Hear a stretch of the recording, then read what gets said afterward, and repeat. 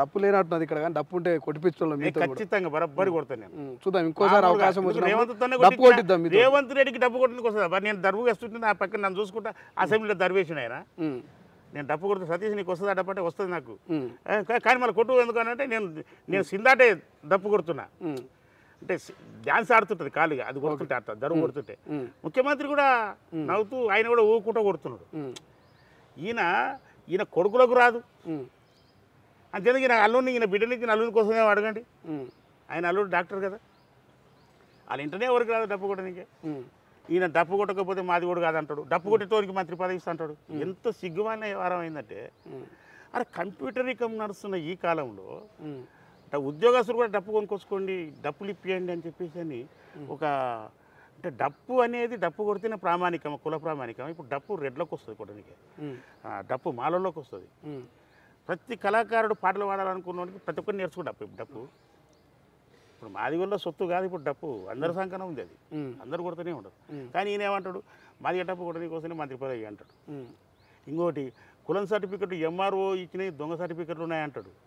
మళ్ళీ ఇప్పటి నుంచి ఆయన పోయి అడగాలి కదా దరఖాస్తు. నేను కూడా తొందరలోనే పెడుతున్నా దరఖాస్తులు. మందకృష్ణకి ఇవ్వండి క్యాస్ట్ సర్టిఫికెట్లు ఆయన ఇస్తాడు, ఆయన మంద ఏలియా ఇస్తాడు. బీసీసీ గ్రూప్కు సంబంధించుకున్న మంద ఏలియా మాదిగోళ్ళకు సర్టిఫికెట్ ఇస్తాడంట.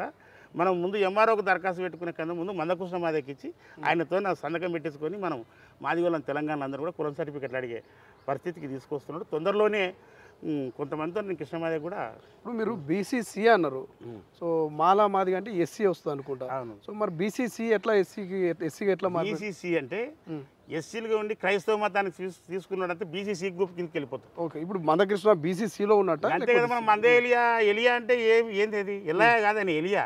ఇంకోటి ఆయన క్రిస్టియను, అలా భార్య కూడా చర్చికి వస్తుంది. ఆయన పెద్ద కొడుకు చర్చి నడిపిస్తున్నాడు. ఇప్పుడు భారతీయ జనతా పార్టీ సిద్ధాంతం ప్రకారం క్రైస్తవుడు బీసీసీ గ్రూపా కాదా? వాడు ఈయన తిరుగుతున్న నరేంద్ర మోడీ కవిగిట్టో ఉన్నాడు కదా, ఆయన అడగమను, సార్ నేను మంద ఏలియా, నేను హిందువునా లేకపోతే క్రైస్తవునా అంటే వాళ్ళు చెప్తారు బీజేపీలో. రైట్. సో ఫైనల్గా ఏం చెప్తారు తెలంగాణ ప్రజలకు, కాంగ్రెస్ నేతలు కావచ్చు, దళిత బిడ్డలకు సతీష్ మాదిగ ఏం చెప్పదలుచుకున్నాడు వర్గీకరణ? నేను ఒకటే మాట చెప్తున్నాను, మందకృష్ణ మాదిగ గారు మాటను ఉద్యమం ఉన్న రోజు విన్నాం, అందరు విన్నారు, అందరు సపోర్ట్ చేశారు. అడవిలో ఉన్న అన్నలు సపోర్ట్ చేశారు, అన్ని పార్టీలు సపోర్ట్ చేసినాయి, అన్ని కులాలు సపోర్ట్ చేసినాయి. మీరు అందరు సపోర్ట్ చేసినందుకు, మాదిగలకు సపోర్ట్ చేసినందుకు మీకు అందరికి కూడా కృతజ్ఞత. ఇంకోటి చివరికి మాలలకు కూడా మేము కృతజ్ఞత తెలియజేస్తున్నాం. ముందు బట్టి విక్రమార్క గారు ఉప ముఖ్యమంత్రి, ఆయన మండలిలో ప్రవేశపెట్టిన వర్గీకరణ బిల్లు వ్యతిరేకించవలసిన చేతులు వర్గీకరణ బిల్లు పెట్టాయండి. వ్యతిరేకంగా మాట్లాడవలసిన వివేక్ వెంకట స్వామి ఇది కరెక్ట్ అని చెప్పేసి నోరెత్తలేదండి. అదే రకంగా నాగరాజు ఎమ్మెల్యేనే కానీ అంతెందుకు మా ఏఐసిసి ప్రెసిడెంట్ మల్లికార్జున్ ఖర్గే అందరూ కూడా వర్గీకరణకు సపోర్ట్ చేశారు. కానీ కృష్ణమాదిగిన వాళ్ళు అడ్డం పడినని ఇన్ని రోజు దొంగ మాటలు చెప్పిండు. కనుక అందరి సహకారం ఉంది, మాలల సహకారం ఉంది, బీసీల అన్ని వర్గాల సహకారం వర్గీకరణకు ఉంది. కనుక మందకృష్ణమాది యొక్క మాయమాటలు నమ్మకండి. మాకు న్యాయమైన వాటా దక్కింది, మాలలకు న్యాయపరంగా జరిగింది, మాకు న్యాయంగా దొరికింది. అదే రకంగా బుడగ జంగాలకు గ్రూప్ వన్లకు కూడా న్యాయం జరిగింది.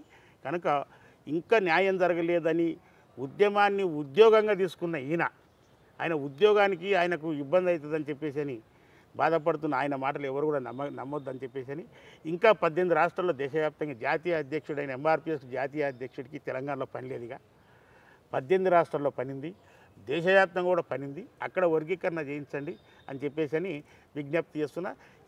ఈయన చెప్తే డప్పులు కొట్టే కార్యక్రమాన్ని బంద్ పెట్టండి. ఇక డప్పులు తీసి పక్కన పెట్టి ఈ 9% రిజర్వేషన్ ఎట్లా అనుభవించాలి, డాక్టర్లు కావాలా, ఐఏఎస్ ఆఫీసర్లు కావాలా, 9% రిజర్వేషన్ ఫలాలు అందుకోవడానికి ఉద్యోగ రంగంలో మనకు అవకాశాలు అనుభవించడానికి మనం ఇప్పటి నుంచి చదువుకుందాం. డప్పు పట్టే చేతున్న కంప్యూటర్ చేత పడదాం, కంప్యూటర్ యుగంలో ముందుకు దూసుకుపోదాం. కనుక ఈ ఉద్యమాలను ఎవరి కోసమో ఇంకేం రోజులు మన ఉద్యమాలు చేద్దాం, మన బతికే ఉద్యమాలు అయిపోయింది. మన నాయన ఉద్యమాలు, మన ఉద్యమాలు, మన పిల్లలు కూడా ఉద్యమాలు. మనకు భూములు లేవు, ఏం లేవు, మనకు ఉన్నదంతా చదువు ఒక్కటే. ఆ చదువుతో మంచిగా చదువుకుందాం, ఉద్యోగాలను సాధించుకుందాం, డప్పును తీసి పక్కన పెట్టాలని చెప్పేసి అని విజ్ఞప్తి చేస్తున్నాం తొలి వెలుగు ఛానల్ నుంచి. ప్రపంచంలో ఏ మూల ఏ క్షణం ఏం జరుగుతుందో వేగంగా తెలుసుకోవడానికి తొలి వెలుగు వాట్సాప్ ఛానల్ని ఫాలో చేయండి.